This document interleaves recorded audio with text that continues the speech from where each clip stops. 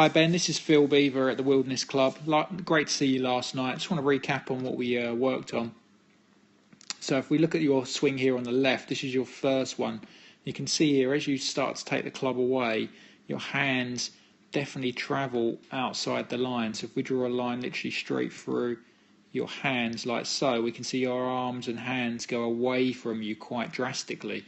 So when you actually get what I'd call halfway back in the swing, your shaft is sort of there, which is not in a great place, Ben, to be honest. If we look here on the right, this is where we got you. So now we can see that if we draw a line in your hands, your arms are going to go straight back, or if not to the right, around your body. And we can see now that's fantastic here. Left arm's just going across your chest. As you get halfway back into this position here, the club face is cutting through your hands, which is textbook. And if we get it a little bit higher, just where your other ones is, look at this, left arm across your chest, shaft cutting down between the golf ball and your feet. So that's on the money, this, Ben. This one on the right, but this one on the left is in a bit of a dangerous position.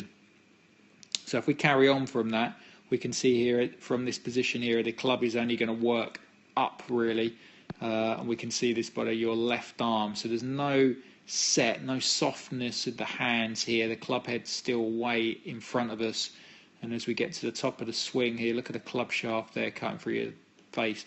So it's going to be really bad when you're trying to hit a three-quarter shot or wedge shot. It's going to be very difficult because it's hard to swing the club from there and obviously not chop across the ball. So get to the top of your swing.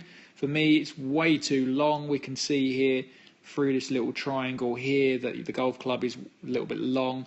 For me, the left arm's covering a little bit too much of your face, so I'd like to see that left arm a little bit lower. And if we look here at this swing here on the right, we managed to get that left arm a little bit more across your chest, and we can see here, yes, it's still a little bit long, but that left arm's a lot lower. If we draw a line on that left arm compared to that one, it's definitely on a flatter plane. And also the club head is a little bit more behind you, as opposed to this one is not a very straight line.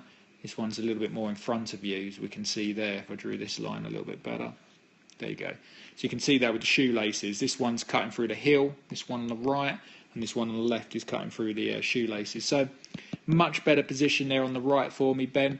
This one on the left, if we just go from there, unfortunately we're going to come down slightly too steep.